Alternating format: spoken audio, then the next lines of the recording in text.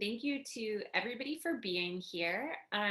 So I'm Annie Lowrey. I am a staff writer at The Atlantic, and I also wrote a book called Give People Money, which is about universal basic income.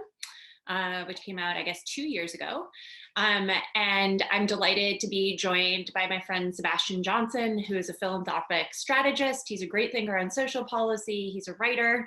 And we are really happy to be here to do a social distancing social. You guys are tantalizingly close to happy hour there on the East Coast, but not yet, and definitely not here on the West Coast. And this is by FutureTense, which is, of course, a partnership of Slate, New America, and Arizona State University. And today we're going to talk about universal basic income, and specifically whether UBI makes sense even in the context not of a pandemic. But I kind of wanted to start off, Sebastian, by talking about whether it makes sense in this pandemic, right? Like how would this extraordinary, horrific crisis in public health and economic terms be different if the government had already been sending folks checks of sort of $500 or $1,000 a month? I don't know if that's something that you've thought through. Yeah, absolutely. Thanks for that question, Annie. I think that one of the first things that we kind of need to grapple with when we're thinking about the current economic crisis is that this is the first recession that has started in the service sector. And why is that different? Why is that different from the last recession that started in the financial sector and previous economic downturns? If you look at the 100 million workers in the private service sector, they make up 70% of our total non-farm employment. And for every $1 million in real spending in our economy, there are 15 employees in the service sector versus 4 employees in the durable goods or manufacturing sector. So what that means is that the contagion in terms of the economic crisis coming from the service sector, taking all those people out of work, is going to trickle down and cause slack in demand across other productive sectors who you might not think would be hit by this crisis. So thinking about right now the glut in the oil market, a part of that is the total drop in demand in this sector.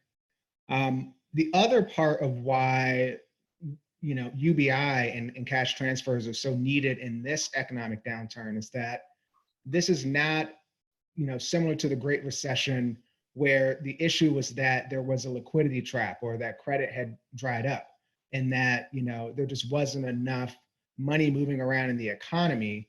The Fed has already, through monetary policy, brought our interest rates to zero. They're encouraging borrowing at record speeds and backstopping a lot of loans. But if there is no productive place for those loans and those dollars to go because demand has fallen, then the Fed is going to be really hamstrung on how it can respond. And so fiscal policy, making sure that we get money into people's hands, is really one of the best things that the government can do right now to prevent a lot of the economic downturn from being permanent and the dislocation from being permanent, but also because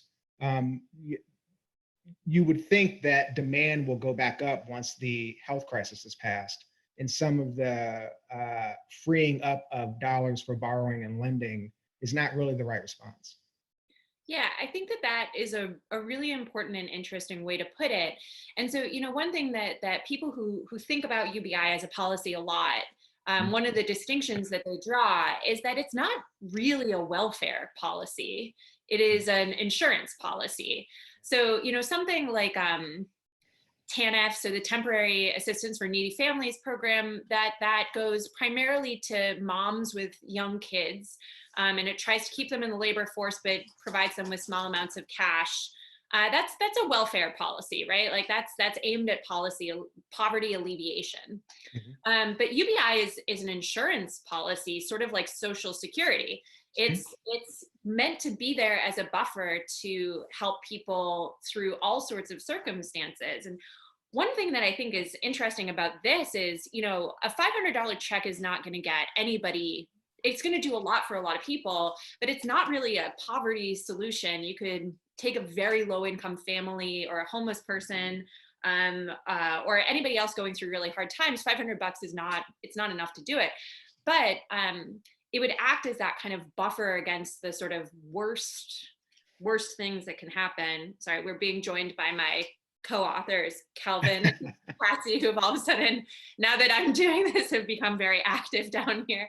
And that's the thing, we don't have a tremendous amount of social insurance in this country as a general point, just to help people keep the lights on. And I think that is something that we're seeing right now, as you point out, with these workers who, these jobs were great and they were in pretty tough economic conditions even before this utterly unprecedented crisis. I don't know if there's anything in there that you want to pick up on. Yeah, I mean, I'll pick up on two of the points that you made, and I think the overarching, theme of that is that the pandemic has really exposed the precarious nature of work and our economy that was always there underneath the trends. We've all heard the stat that 40% of households can't afford a $400 expense, and I think we're seeing that very clearly. And then the early evidence from how the stimulus payments that have already gone out are being used is that they're being used for the essentials. It's food, medical payments, and gas. But in a larger sense, I think that two arguments in particular that UBI advocates have made that are being borne out by this current crisis. One is that it really doesn't make sense to mediate our social safety net through employment. We have an unemployment system that is difficult to navigate. It's different from state to state. Some states have created burdens to accessing unemployment, in an intentional way to keep the eligibility and rolls down. People have lost their jobs, which means that they've lost their health insurance, which is catastrophic in the middle of a public health crisis. And so really, thinking about why we mediate our programs through employment needs to be kind of, as we rebuild after this, one of the things that Congress really takes to heart. And then I think the other argument that a lot of UBI experts and advocates have made is that there is a lot of essential work that is done in our economy that is totally not valued by the economy, most of it in the care and service and domestic sector. So when you look at the jobs that have been lost, most of them have been in leisure and hospitality. 60% of those job losses are borne by women. 52% of people under the age of 45, this was something that you lifted up last week in The Atlantic, 52% of those people under the age of 45 have lost their job or been put on leave or had their hours reduced. And so there's a generational aspect of this. And then there's also, of course, the racial dynamic here that we can't ignore, which is that many of the essential jobs are held by women of color in particular, also low-income families, also the immigrant community. And if you contrast that also with the essential workers, the people who haven't lost their jobs, they are also disproportionately women, disproportionately people of color, and a third of those people are over the age of 50. And so they're exposing themselves to these health crises every day, taking it back to their families, disproportionately low income, disproportionately without health insurance. And so I think that that dichotomy between who's losing jobs and who still has to work, that really shows that there's a lot of essential work in our economy that is not valued by the economy, and that we need a social safety net for those folks. And we need to have a social way that we can value that and put a fair dollar amount on it. Yeah, I think that's right. And to pick up on, to sort of piggyback on the point that you're making, I think that there's this idea out there that these jobs that have either gotten wiped away or that people are being asked to do, even though those jobs are dangerous now. So whether that is picking up trash or working in a hospital or doing food service work where you're exposed in a way, there's this kind of argument, or, working elsewhere in the food supply chain. So in places like slaughterhouses, on farms, picking vegetables, doing all of that. There's this argument out there that, the reason that those are low wage, low benefit jobs is because, they're not jobs with a tremendous increase in skill over time, or care work, right? These are not jobs that are affected by technology. You don't tend to need a higher education degree, and that, that justifies them being bad jobs, that this is just Econ 101. This is how the economy works. It is just a given. And I really feel like that absolves us and absolves policy. These jobs are bad because we choose to let them be bad, right? Like, or we choose to let them be dangerous. It's not a given. We do all sorts of things through policy. And so, and I think that you're right to draw out that intersection of race and gender, as well as the immigration angle, that, you know, this is a reflection of structural inequality as well. And we have a tremendous number of policies that we know can address that structural inequality, but, you know, for complicated and not not fun reasons, we choose not to, right? And I think that you're right, like thinking about divorcing insurance from employment is something that all other OECD countries have chosen to do, right? We are pretty unusual in that we have an extremely expensive health system that is not better than most other countries' health systems in terms of outcomes, and is also employment dependent, which there's a real perversity to that. Mm-hmm. Yeah. And so, you know, one thing, and I want to go actually back to something that you had said before, which is, you know, people are talking about cash transfers now as being kind of stimulus, but it was something that you were saying at the beginning that, like, it's not even actually really stimulus given that the economy is so shut down, right? It's this lifeline. Like, we're not going to get the economy back to where it was, right? Like, this is just helping people kind of keep the lights on. Mm-hmm. And I feel like, I mean, it's something that I'm really worried about is in a couple months, as you point out, when we just have this sort of self-generating recession coming from all of these families being really insecure, you know, and I'm wondering, have you thought about whether you feel like, you know, we have this kind of one-time cash infusion that Congress passed that goes up to middle income families, but, you know, what it would look like to, you know, do we need to send more cash than that? Should we be doing it on an ongoing basis? What would that look like? What kind of policy goal would we achieve with that? Yeah, absolutely. I want to pick up on a couple of things that you just mentioned. One being kind of the structural inequality.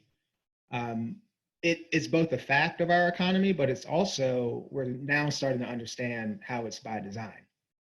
When you have policymakers on both sides of the aisle who are saying we can't make it too comfortable to be on unemployment or make the benefits too generous because people won't come back, that's an implicit acknowledgement, I think, that the overwhelming power that employers have over workers to set the terms of their employment, to engage them in precarious, low wage work that is conditional, and when you don't have any set number of hours, the low wages and the structure and nature of that work are intentional. And so when we do start to unpack why is it that we mediate our social safety net through employment, I think that's a huge part.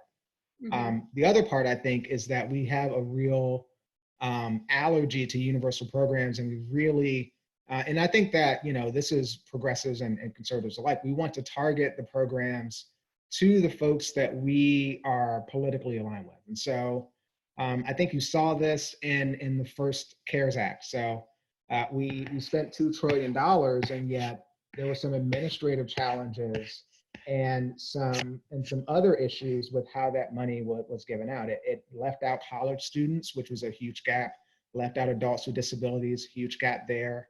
The Republicans tried to target their dollars to small businesses, but because of a loophole that big businesses lobby for, you know, they pretty much exhausted those dollars that were meant for you know, struggling small businesses to survive. And so I think that another thing that we really need to address is kind of this emphasis on having benefits be targeted, and kind of the lie that that's always a much more effective way to get benefits out.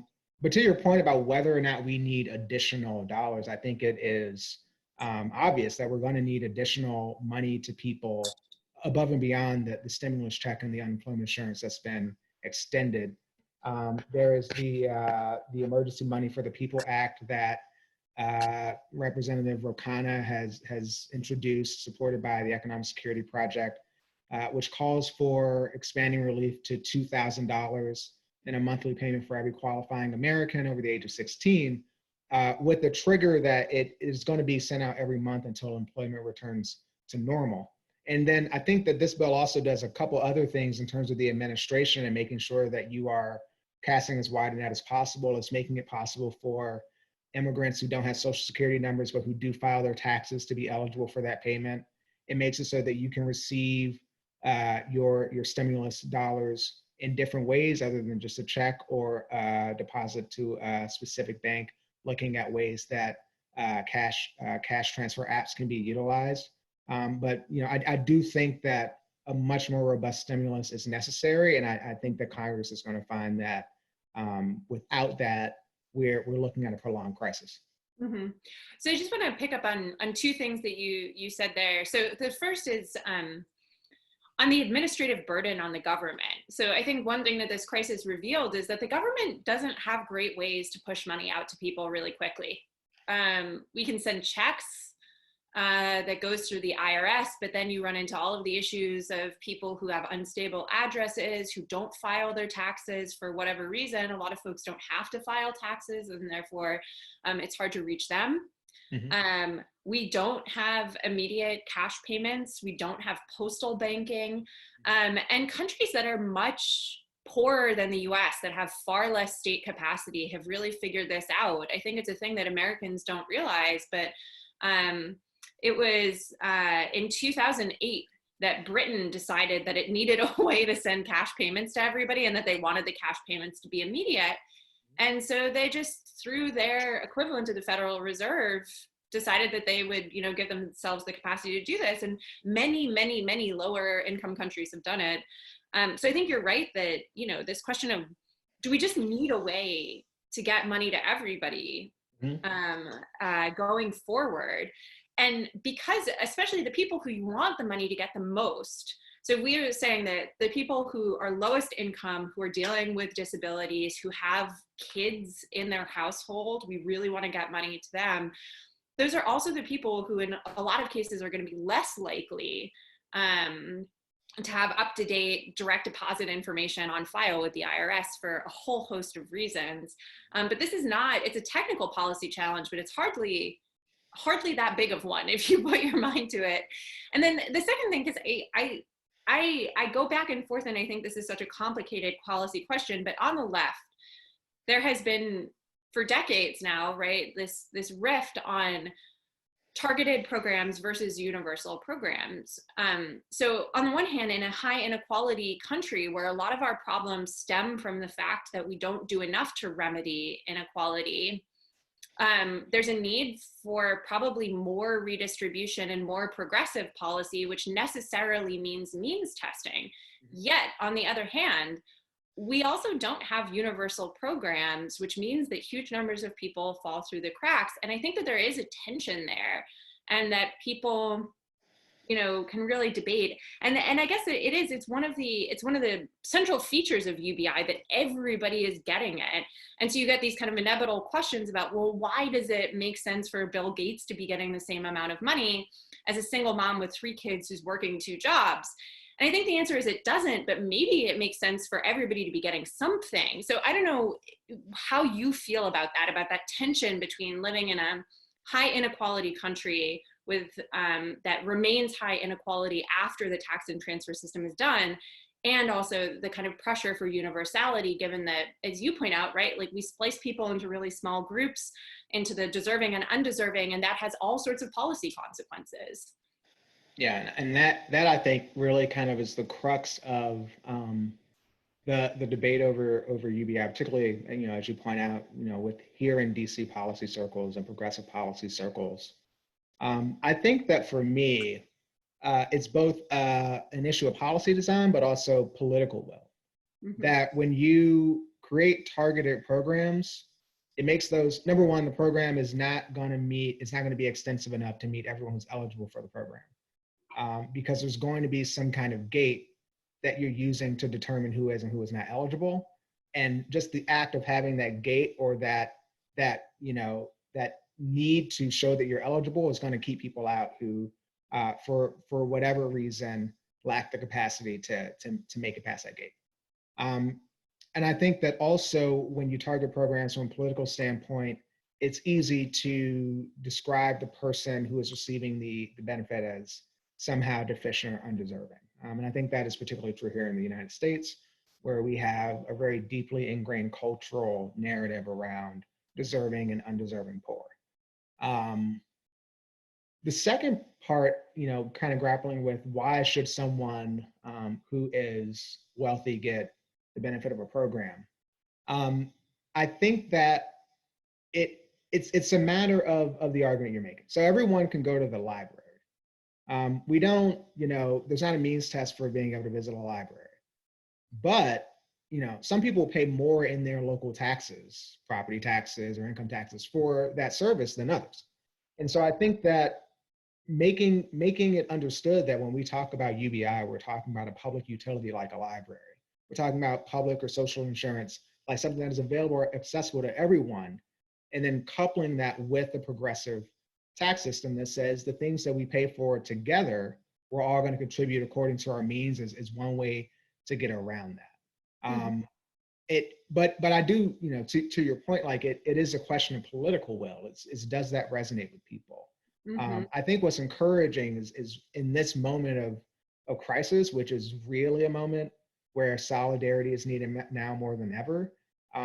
There's a recent poll that showed that direct cash transfers are popular across the political spectrum. So we're talking about 88% of all voters and 87% of Republican voters. Like there's a reason that Mitt Romney was able to outflank House Democrats on calling for cash transfers, and that is because people understand in this moment of crisis that there's going to need to be some level of solidarity and that we're all in this together.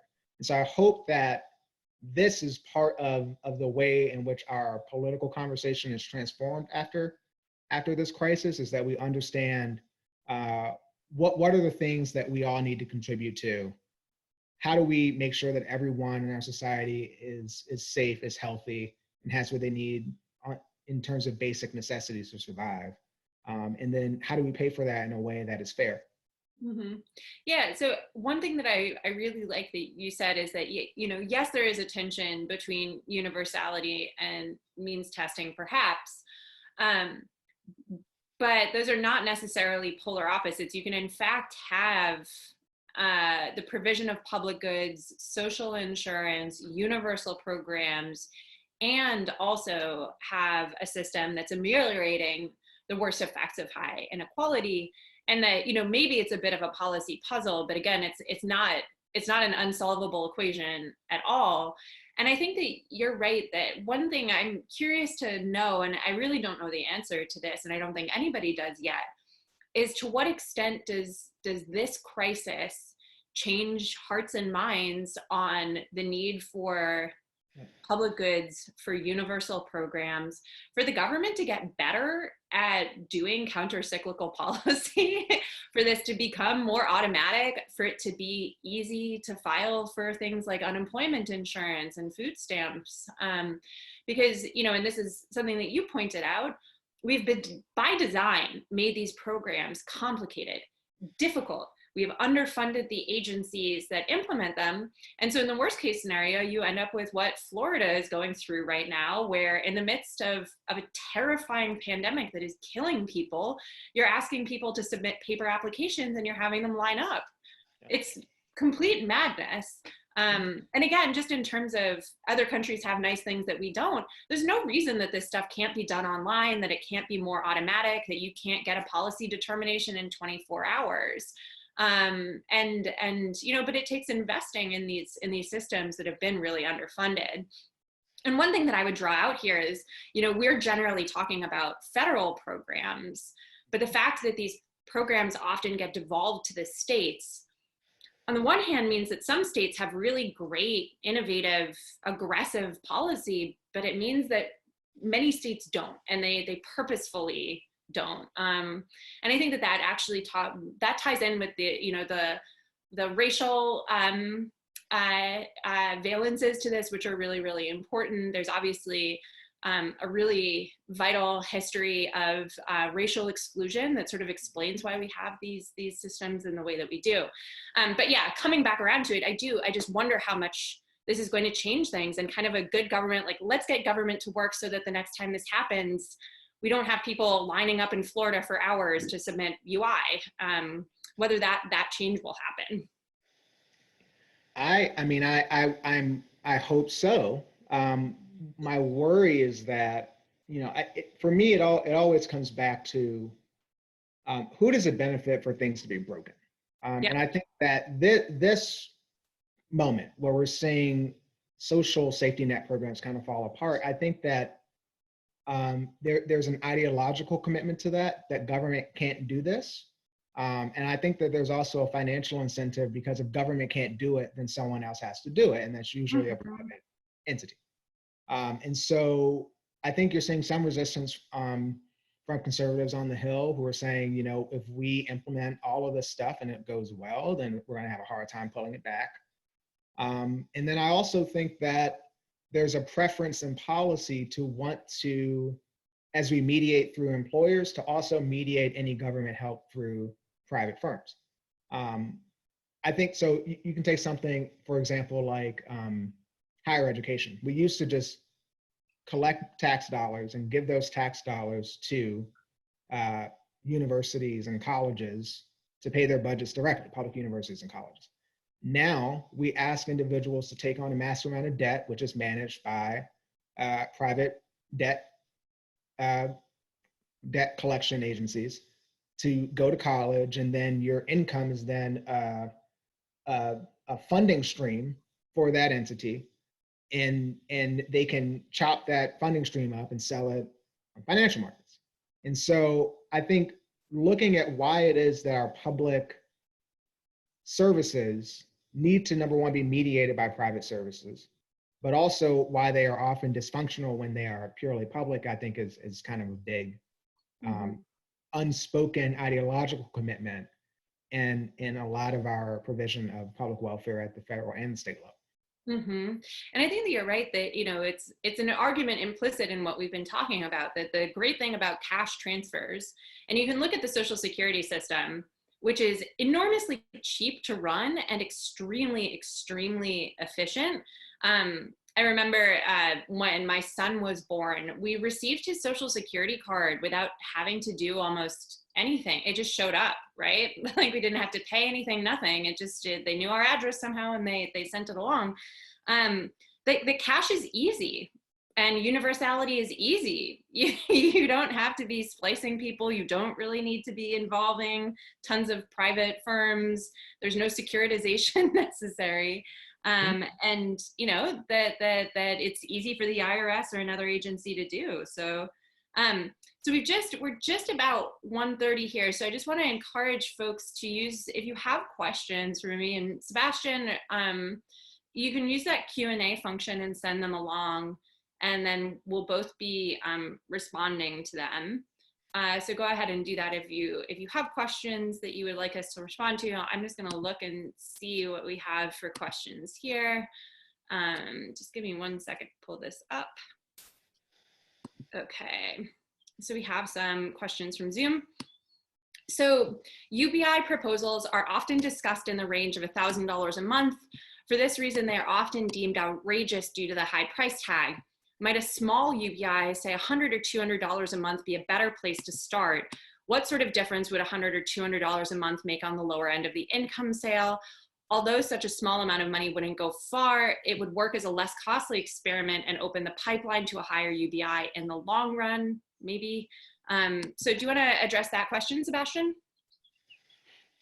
Yeah, I think that the $1,000 a month came from the federal poverty line of about $12,000, and I think that's why a lot of folks have kind of latched onto that number. Yeah.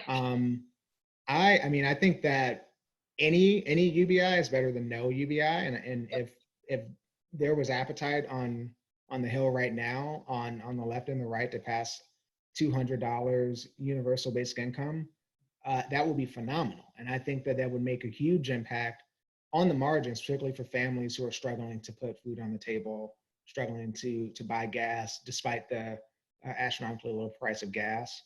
I do think it is going to be insufficient. I think that we just recently had a stimulus check of $1,200 that most people either, they pay for basics or they paid their mortgage, and then they were exhausted. And so if we're really talking about meeting people's needs, it's probably going to need to be closer to the $2,000 number that the Emergency Money to the People Act is advocating for.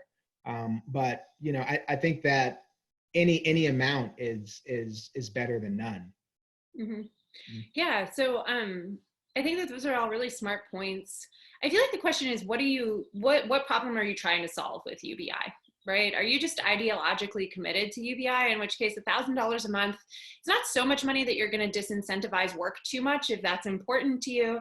But the basic income is that it's supposed to keep you out of poverty, right? Just provide for basic expenses. So notably, for a family of four, $4,000 a month, right? Like that goes quite a long way.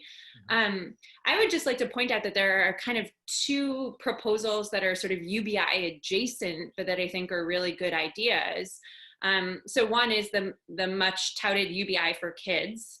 So children are enormously economically vulnerable in the United States. The US has a child poverty rate, which is about 4 times the rate of some of our peer countries like Denmark. And other countries provide cash to parents to spend on kids. Kids are very expensive. Again, they're very economically vulnerable.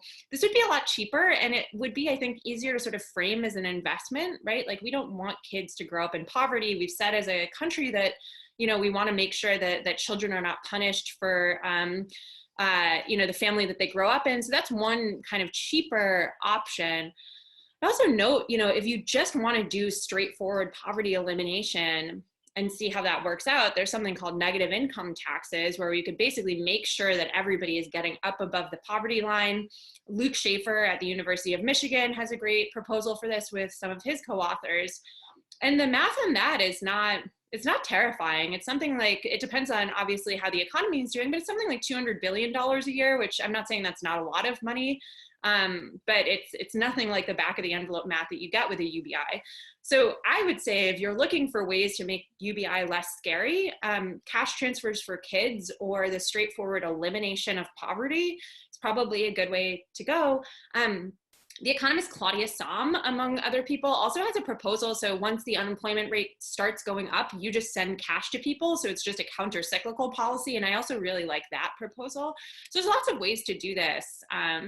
Because, right now, the cash transfer policies that we have, they're either Social Security, which is untouchable and works really well and is great, or they're TANF, which is heavily stigmatized, unbelievably underfunded, deeply punitive, terrible for people who participate in that program, and doesn't even work that well. And so, I think that there's something to learn from that. So, all right, I'm going to go look at, we have some more questions here. So, some countries with a UBI have a sovereign wealth fund. Alaska has its oil revenue fund. Should the United States designate some kind of separate funding source for a national UBI? Does it make more sense for our large economy to fund one the normal way, which would just be through the tax system, I imagine? So yeah, do you have thoughts on that, Sebastian, on funding? I mean, I'll say personally that I'm agnostic on the way to fund UBI. I think that there's a lot of innovative ways out there that people have proposed. Obviously, the Sovereign Wealth Fund model has worked enormously well in Alaska and Norway. The issue with that is it depends on, is that sovereign wealth fund based on a commodity? We've seen in previous downturns when the price of oil drops that the payment from the Alaska Permanent Fund also could have a corresponding decrease. And so that's something to think about. If you're doing a sovereign wealth fund, are there tax revenues that you can be using as the basis of that fund, like a financial transactions tax?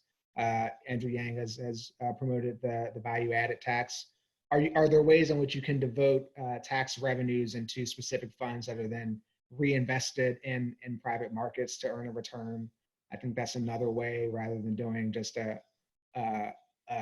classic kind of tax and transfer program. I think that all of that does really kind of have to be on the table. I think that you could have a robust sovereign wealth fund with a variety of diverse funding streams to protect against any kind of downturn in one commodity or one funding stream or another. But I think that again, it kind of comes down to like, what is the political will? If we decide that we want to, I think if anything, this crisis has shown that when people want to spend money, they have no problem borrowing the money to do so. One of the things that people are angry about is the fact that we spent $2 trillion on a tax cut, just 2 years ago. Most of that went to the very wealthy and corporations, and then they still turned around and needed another $2 trillion bailout just 2 years later. And so, I'm sympathetic to the pay for argument, and the fact that we do need to have a healthy kind of fiscal ledger for the country and for our states in particular who have to balance budgets. But I do think that we have all of this borrowing capacity right now. That's been the primary way that we have responded to this crisis. Why don't we use that borrowing capacity to support working families, to support communities who have found their only means of livelihood wiped out, instead of doing what we usually do, which is funnel that money into tax cuts or funnel that money into unproductive sectors of the economy? Mm-hmm. Yeah. I feel like the question of whether we should have a sovereign wealth fund is somewhat distinct from the question of whether that sovereign wealth fund should be used for UBI. I think, as you point out, if we want a UBI and we want that to be part of our social policy spending mix, I kind of think that an economist would say that, it's this illusion that we tax and then we spend, right? Like we spend and then we tax, and those are actually kind of distinct processes. And I think that there are a lot of ways we could do both things in a smarter fashion. And so kind of complicatedly tying the two together, I feel like is perhaps unnecessary. Although, again, I do think this question of whether we should have kind of a sovereign wealth identity is a really interesting one, and it isn't one that I've thought about. There are a number of, and you gestured to a number of interesting proposals about, do we want to carbon tax and dividend? Do we want a financial transaction tax and dividend? And thinking about policies, framing them as dividends. But again, I tend to think of that as being more about how you're communicating about the policy than about actually how you're financing it. But I think it's a really interesting question, especially going forward. Okay, so we're gonna go some more questions. So going back to what one of you mentioned, the American mindset that poor people need to work like the rest of us, and the freeloaders that we pass out checks. What's a way to nudge that mindset? That's a question from Zoom.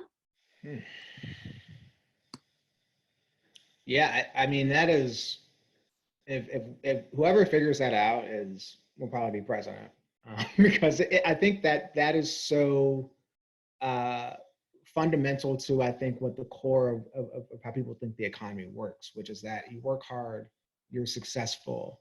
And if you haven't been successful, if you don't have resources, if you don't have a job, there's something wrong with you, and that's why.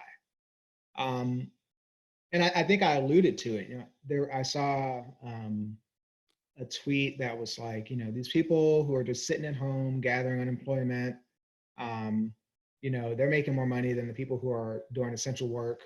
So, how is that fair? And I think that the point the person was trying to make was that essential workers should be paid more.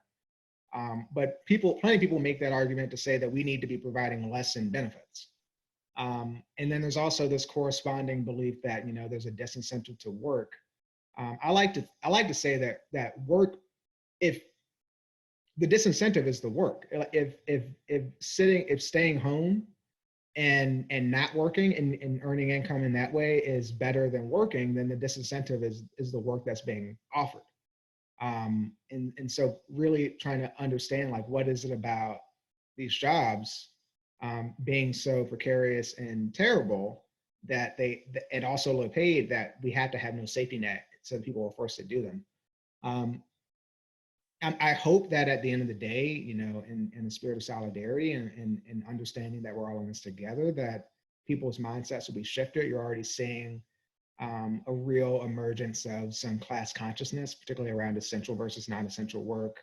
Who gets to stay home, who has to go out, whether that is, kind of a leftist or progressive class consciousness that kind of interrogates corporations and the economic elite, or if it's a right-wing based class consciousness that's more about the other and who is undeserving and draining our national greatness. That remains to be seen, but I do think that there will be some kind of shift politically after this crisis. Yeah, I think that this is a really hard thing to do. I think especially,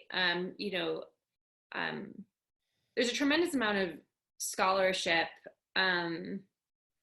around why it is that we have such punitive social programs. And I think, again, there's no answer that doesn't kind of come back to the racial history of the country and the racial makeup of the country. So there's a really good book on this by Joe Sauce and a bunch of co-authors called Disciplining the Poor. And I think it's just a really hard, I don't think that you can kind of reason your way out of this, because we do have a tremendous amount of scholarship that shows what happens when you give people money, which is that they don't tend to spend more on vice goods. They just tend to spend more on what they were spending on before. And in some cases, it can really act as an investment, especially in the lives of their kids. I wish I had a good answer, but I think that fundamentally you're trying to answer the question of how do you make people less racist? And my guess is that a lot of people who are not me have really great thoughts on how to do that and not do that, but that's not something that I feel like I necessarily have a great answer. My colleague Ibram Kendi does a tremendous amount of research on this. But I do think that one thing you can do, one argument for universal programs is that they don't become racialized in the same way that targeted programs do. There's this, despite the fact that the majority of recipients of TANF are actually white, it's a program that is coded as being for Black moms, young Black moms, single Black moms. And I think that, the 96 TANF reform doubled down on that. It didn't alleviate that. Whereas if we had a universal child grant, I don't think that it would be so heavily racialized, so judgmental. Instead, it would just be for all parents. And so, I don't know that that kind of solves the problem of racism at the heart there, but it does vault over it, I guess. So anyway, I think it's an extremely good and difficult question to be asking. I wish I had better answers for it. Okay, so next question. For countries that have implemented UBI, what have been the results? So to my knowledge, no country has implemented UBI. But we have lots of things like UBI, and we have tons of data on the results. There's a really great World Bank compendium that looks through all of these. But you can look at the Alaska oil dividend for results, all sorts of transfer programs. And I don't know, Sebastian, are there results that you like to point to as being particularly interesting from UBI type programs or UBI pilots around the world?